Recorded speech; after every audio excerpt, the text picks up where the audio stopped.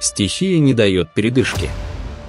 Тропический шторм Джон вызвал мощные ливни и наводнения в Акапулько. С разрушительными наводнениями столкнулись и жители Индии, а в Индонезии произошло землетрясение, повредившее несколько зданий.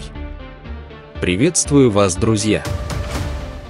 И начнем сразу с Мексики, где знаменитый мексиканский курорт Акапулько в штате Герреро вновь оказался под ударом стихии. 24 сентября тропический шторм Джон обрушился на побережье Тихого океана, вызвав мощные ливни и наводнения.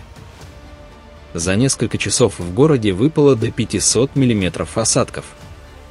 Это огромное количество, фактически годовая норма для региона. Осадки стали рекордными с 1997 года, когда свирепствовал ураган Паулина. Улицы в Акапулько превратились в реки глубиной до 1-2 метров, затопило главные дороги, жилые дома и туристические зоны. В общей сложности наводнения затронули 39 кварталов и 18 городских зон Акапулько. Вода проникла в дома, школы и даже на недавно отремонтированный стадион. Затопило и аэропорт, парализовав его работу. В горных районах сошли десятки оползней, которые уничтожили мосты и дороги, отрезав доступ к Мехико. Из 19 наиболее пострадавших районов эвакуировано 5120 человек, общее число погибших из-за шторма в Мексике достигло 24 человек, из них 18 в Герреро.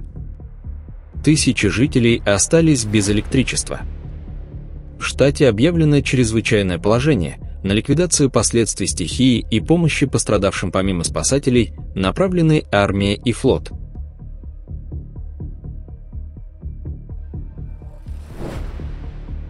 Вечером 24 сентября в промышленной зоне британского города Суиндон, графства Уилтшир, прогремел мощный взрыв на промышленной территории Грайнд Индустриал Эстейт.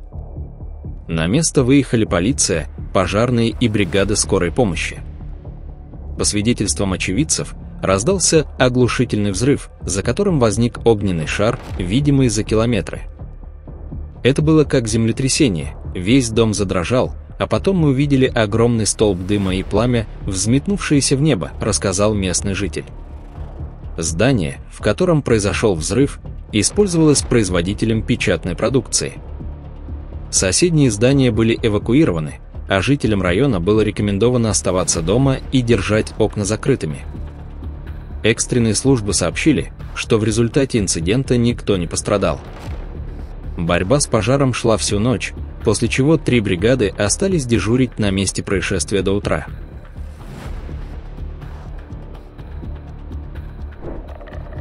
Жители Камчатки опубликовали кадры нападения агрессивного медведя на мужчину в районе физкультурно-оздоровительного комплекса «Водник» в Петропавловске-Камчатском. Эти кадры запечатлела камера видеонаблюдения. Местный житель не сразу заметил хищника, который находился за забором.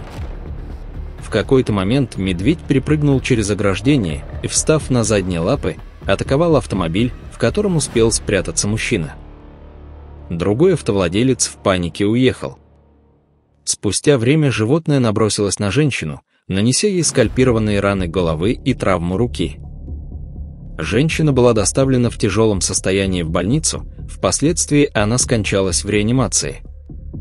Сообщается, что медведь был ликвидирован.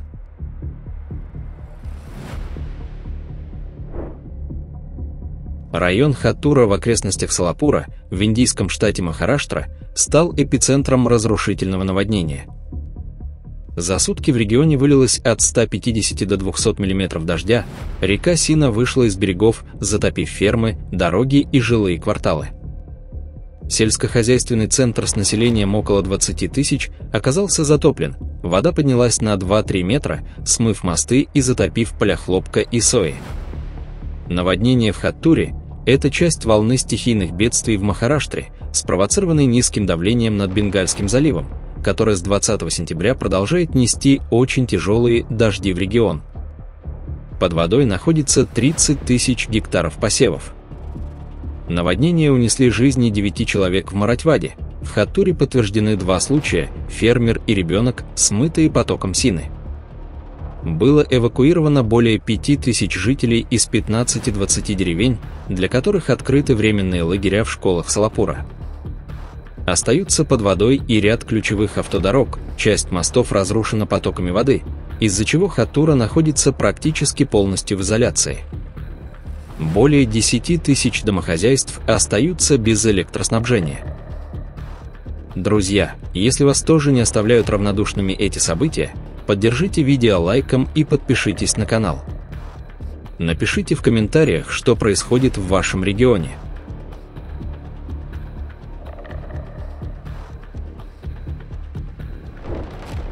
В китайском городе Чэнду произошел курьезный и одновременно драматичный инцидент, который мгновенно стал вирусным в соцсетях. Молодой мужчина на электросамокате врезался в переносной светофор, после чего его голова каким-то образом застряла внутри конструкции. Прибывшие пожарные и спасатели потратили около 40 минут на освобождение пострадавшего. Мужчина отказался от госпитализации, отделавшись синяками и царапинами на лице. С какой скоростью он несся по улице и кто будет возмещать ущерб, не сообщается.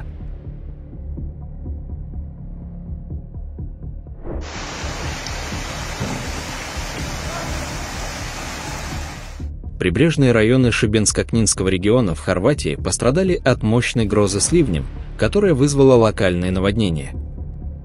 По данным Хорватской метеорологической и гидрологической службы, осадки в прибрежной зоне достигали от 50 до 80 мм за час, что привело к подтоплению улиц в Трибуне, Водице, Шибенике и Воднине. Метеослужба выдала оранжевый уровень тревоги для Шибенско-Книнского региона, предупредив о риске локальных наводнений и обвалах. В Трибуне и Водице вода поднялась на 30-50 см, затопив парковки и нижние этажи зданий. Движение на ключевых магистралях оказалось парализовано, пробки растянулись на 5 километров.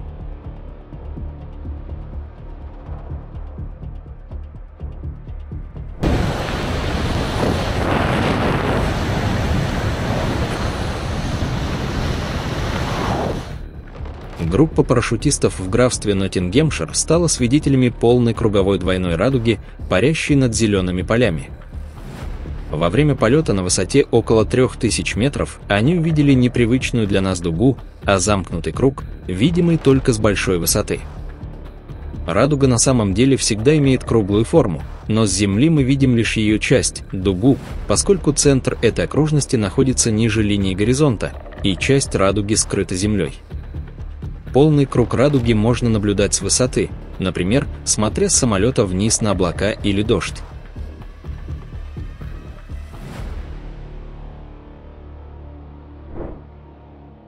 Жители Центральной Мексики стали свидетелями поистине сюрреалистического зрелища. Радужное облако, напоминающее голову человека в профиль, появилось в небе над штатом Гуанахуато.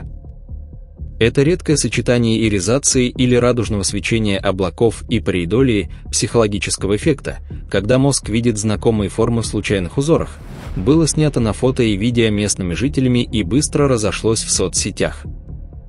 Хотя явление объясняется чистой физикой атмосферы, оно вызвало волну спекуляций, от ангельского знамения до теорий о внеземном вмешательстве. По данным Национальной метеорологической службы Мексики, в тот день в Гуанахуато стояла ясная, но влажная погода, идеальная для таких оптических феноменов.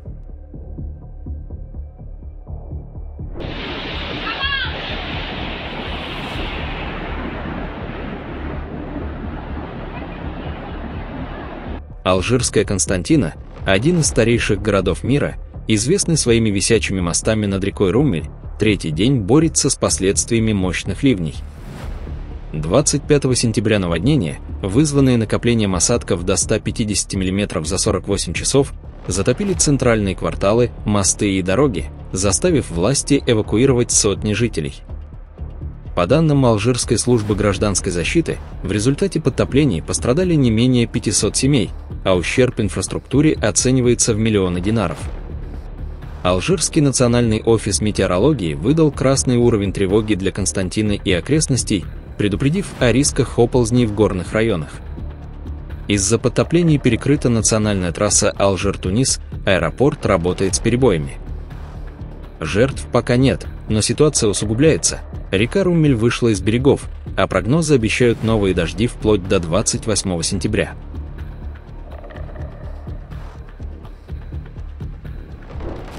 Вчера недалеко от побережья Баньеванги в Индонезии произошло землетрясение магнитудой 5,3, которое ощущалось в нескольких районах острова и на Бали. По уточненным данным Агентства метеорологии, климатологии и геофизики Индонезии, очаг залегал на глубине 12 километров, в 40 километров к северо-востоку от Баньеванги. Сейсмическая активность, вызванная активным разломом, привела к легким повреждениям зданий в округе Лумаджанг, включая деревню Тампакерсан, но обошлось без жертв или серьезных разрушений. В Баньеванге пострадали несколько школ и административных зданий. Индонезия переживает 2025 год с повышенной сейсмичностью. С января зафиксировано 279 толчков магнитудой выше 4 в Восточной Яве, включая магнитудой 6,1 в Папуа 19 сентября. Баньеванги и Лумаджанг находятся в зоне субдукции индоавстралийской плиты под Евразийскую. На этой неделе высокогорные районы скалистых гор в Колорадо столкнулись с неожиданным зимним штормом, который принес обильные снегопады. В наиболее высоких зонах выпало до 30 сантиметров снега. По данным Национальной метеослужбы США, это один из самых интенсивных ранних снегопадов за последние годы, вызвавший закрытие дорог, предупреждение о лавинах и оказавший влияние на осенний туризм. Хотя в низинах Денвера лил дождь, в горах снегопад создал хаотичные условия для водителей и туристов. Сентябрьские снегопады – норма для скалистых гор, но этот год выделяется интенсивностью из-за влияния Ла-Ниньи, которая усилила осадки на 20-30%.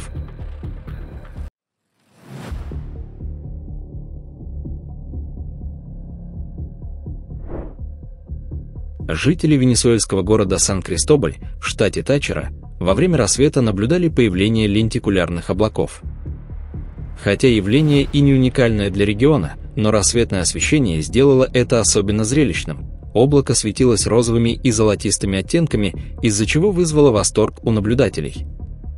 Сан-Кристобаль, расположенный на высоте 1260 метров у подножия кордильеры Анд, идеально подходит для формирования таких облаков благодаря стабильным ветрам и рельефу. Восходящие потоки поднимают вверх влагу, которая на высоте охлаждается и конденсируется на гребнях воздушных волн или между слоями воздуха, как правило, в горных районах.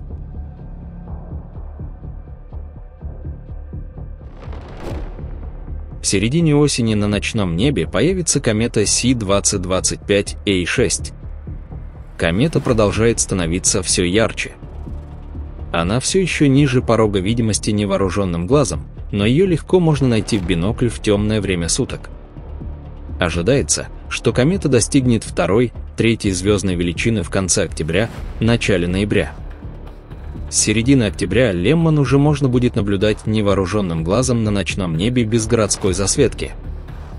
Комета имеет период обращения около 1350 лет и пройдет перигелий 8 ноября 2025 года, находясь при этом на расстоянии около 79 миллионов километров от Солнца. К Земле комета приблизится на максимальное расстояние 46 миллионов километров 21 октября этого года.